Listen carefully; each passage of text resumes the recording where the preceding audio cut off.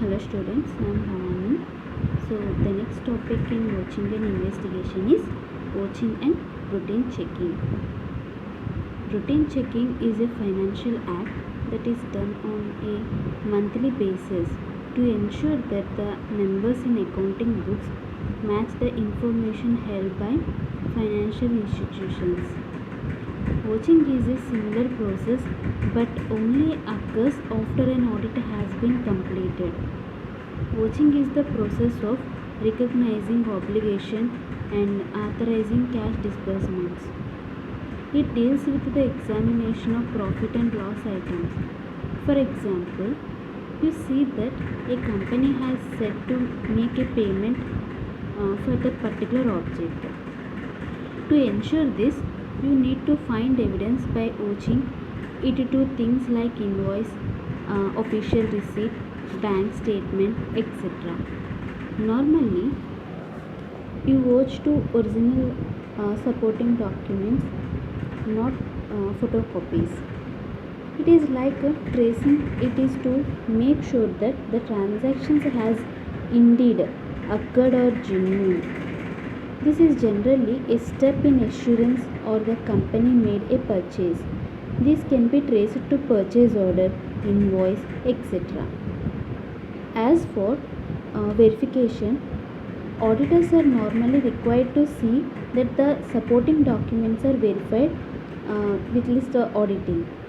Verification is normally done by a nominated person in the company, which involves reviewing, inspecting, and checking to ensure that the documents conform to specific requirements. On the other hand, physical verification, which is done by the auditors. The auditors inspect the actual assets of the company to make sure that they are the same with the written records. It is a substantive audit procedure which deals with examination of balance sheet transactions or items, whether their assets or liabilities are properly stated.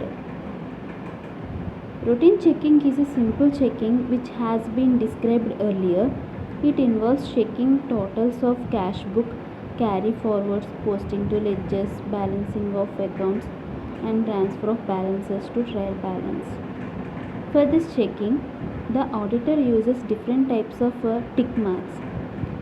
From it, the correctness of recording can be found out. For example, whether the entries are correct, whether posting in the ledger has been made in the right amount, and no changes have been made in the books after checking. Routine checking becomes important in respect that without it, the correctness of accounts cannot be verified. Broadly speaking, routine checking is part of watching. It includes routine checking.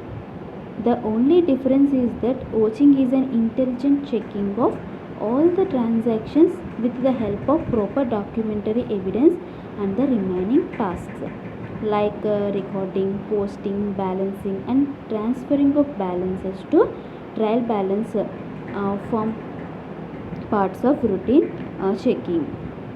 Watching is sometimes considered synonymous with routine checking, but it is not correct. No doubt, watching includes routine checking, but it differs from routine checking. Next one, distinction between routine checking and watching. Watching is sometimes considered synonymous with routine checking, but it is not correct. No doubt, watching includes routine checking, but it differs from routine checking. Routine checking is the checking of castings, carry forwards, postings, and balancing. But watching is checking of validity, authenticity, and accuracy of the entries in the books of accounts. Watching includes routine checking, whereas routine checking does not include watching. Routine checking is a simple or mechanical checking of the book entries, whereas watching is an intelligent checking of all the transactions with the help of documentary evidences. Arithmetical accuracy of the entries in the books of accounts is ascertained by routine checking, whereas the real accuracy of the entries in the books of accounts is ascertained through watching. Just clerical errors are revealed by routine checking. Routine checking does not reveal the errors of principle, but watching reveals not only the clerical errors but also the errors of principle. Routine checking narrow concept which merely involves checking of books of accounts, whereas watching is a broader concept which includes not only checking but also verify the source of transactions. Routine checking reveals only minor frauds, whereas watching reveals not only the minor frauds but also the clever or well designed frauds. Conclusion. It is true that routine checking and watching differ from each other in several respects, but both are important in auditing in their own way. In fact, both are interlinked and one cannot exist without other. Next concept, watchers. The word watchers has been used in the definition of watching. The documentary evidence on the basis of which entries are recorded in the books of accounts is called voucher. This documentary evidence may be a receipt, counterfoil of a receipt, cash memo, pay-in slip, purchase invoice, sales invoice, minutes of a meeting or a resolution passed in a meeting. All such evidence is known as vouchers.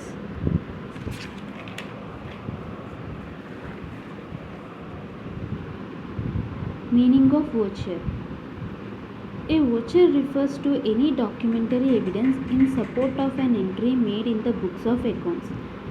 Examples of vouchers are cash memo, bank pay-in slips, minutes of a meeting, bills, sold notes, debit notes, credit notes, wage sheets or book, etc. Next one, kinds of vouchers. Vouchers can be classified into primary vouchers and secondary vouchers. So primary vouchers means written evidence in original concerning an entry is known as primary voucher. For examples, cash memo for cash purchase is a primary voucher. Next one, subsidiary vouchers. In certain cases, evidence in original regarding a transaction is not available to prove the truth and correctness of the transactions. Either a copy of the original evidence or some other document which can prove the correctness of that transaction is made available to the auditor for audit purpose. Such evidence is known as subsidiary or collateral voucher. For example, when the receipt for payment of a purchase on credit is lost, carbon copies of sales invoice can be produced as a subsidiary evidence. Sometimes, even when the primary voucher is available, the auditor can demand a subsidiary or collateral evidence to remove his doubt. For example, along with the receipt for payment of purchase of goods on credit, the auditor may demand sales invoice, correspondence, copy of the order or goods inward book, etc. in order to remove his doubts about discounts, etc. Next one.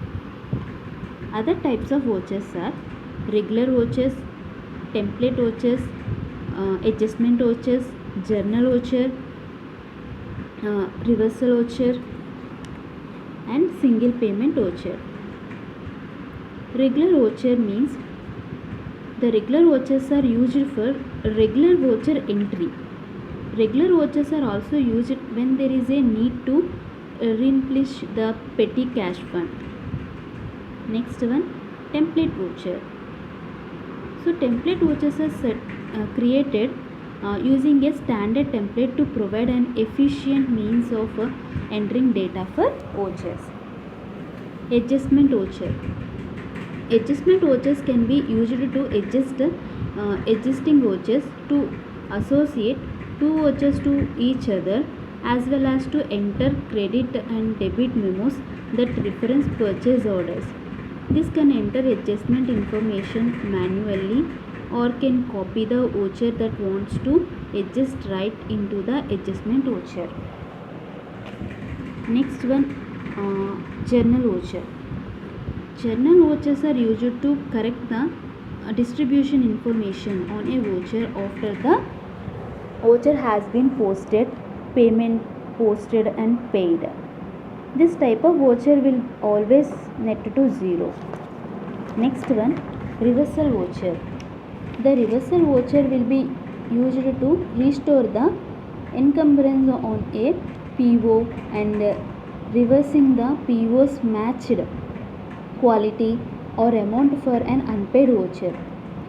Specifically, if the voucher was entered in error and needs to be unposted, unmatched and closed, the state will use the reversal voucher.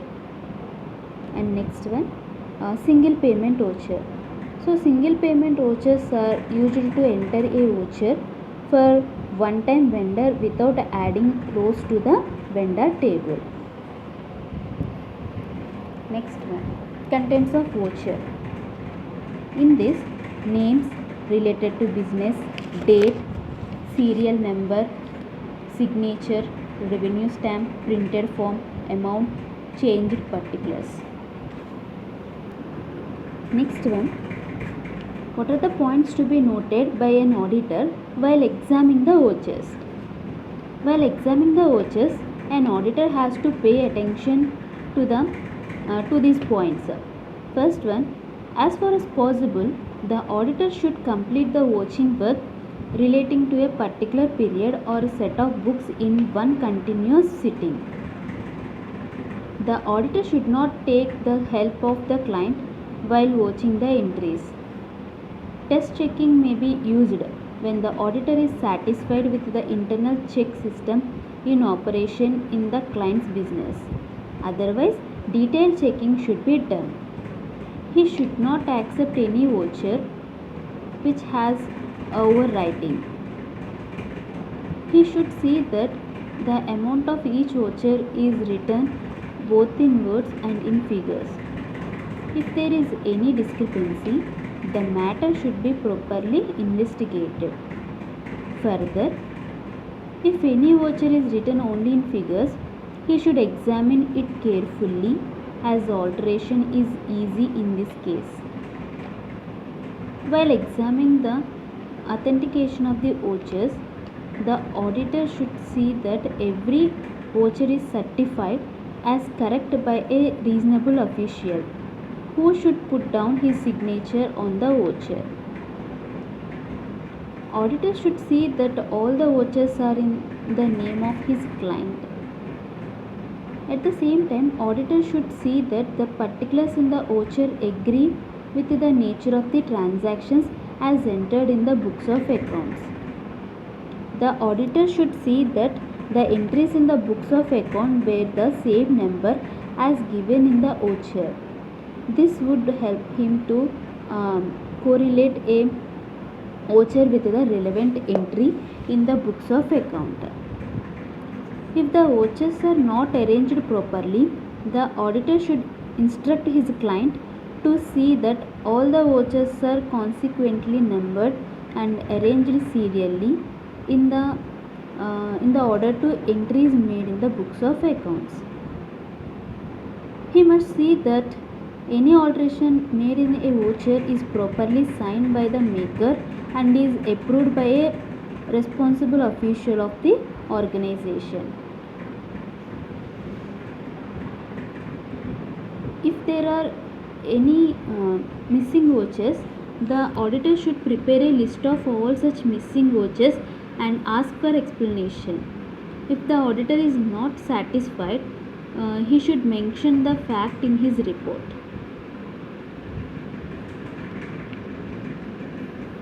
Next one, duties of an auditor in relation to vouching. Various duties are: the auditor must give a proper place to vouching in his audit work. It has been made clear easier that watching is the backbone of auditing.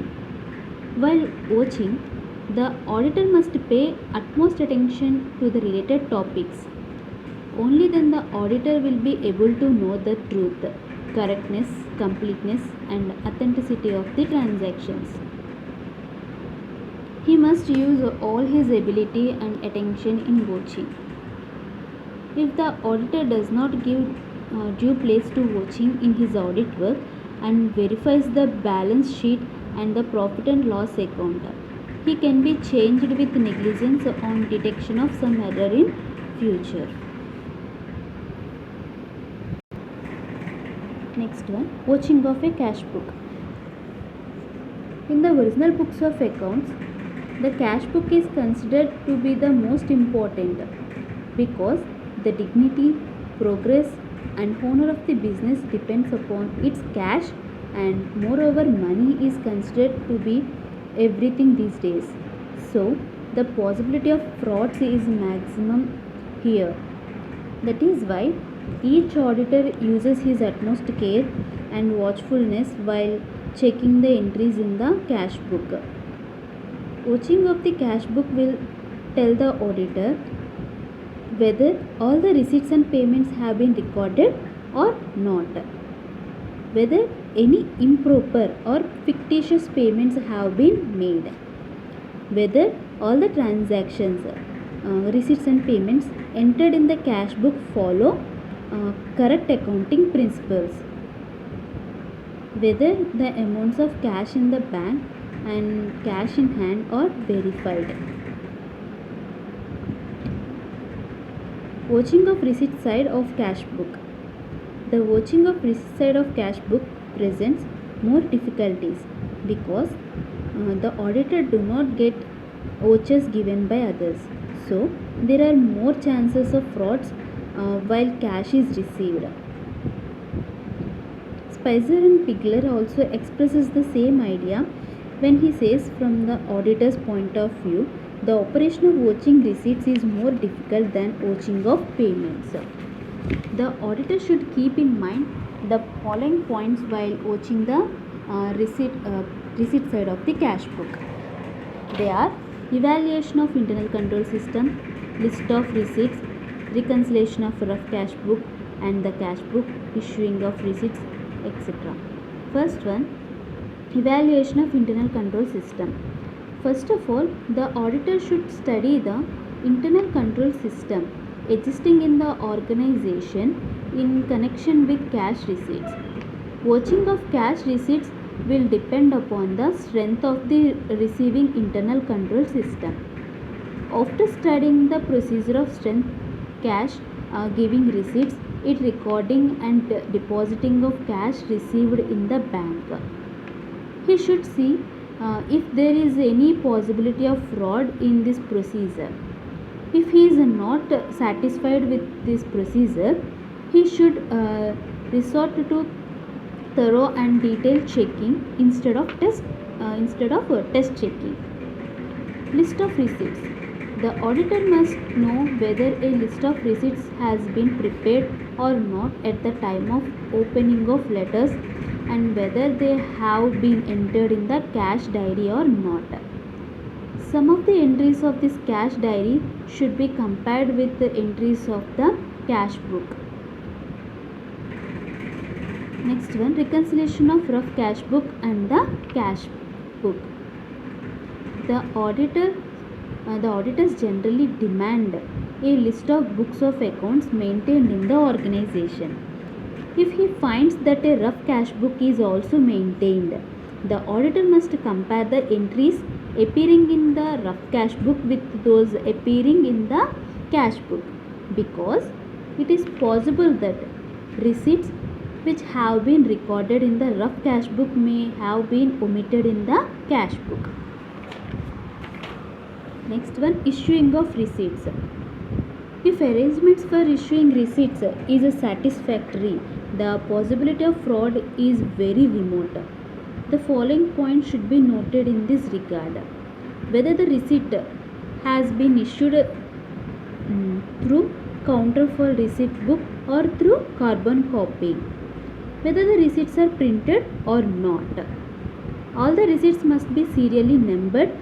Receipt book should also bear serial numbers. Description on the receipt must tally with that in the cash book. Unused or blank receipt must be kept under lock or in any other safe custody so that they are not available to everybody. If some errors has been committed while writing a receipt, it should not be thrown off but cancelled and keep in the receipt book. All receipts must be signed by a competent and authorized officer only. If a receipt is received along with the cash, receipt of one's own organization should also be sent to the customer who marks the payment, and the receipt received from him should be returned to him after signing it. Counterfoils or carbon copies of receipts must be maintained. So these are the points you have to keep in mind while watching of receipt side of a cash book. Thank you.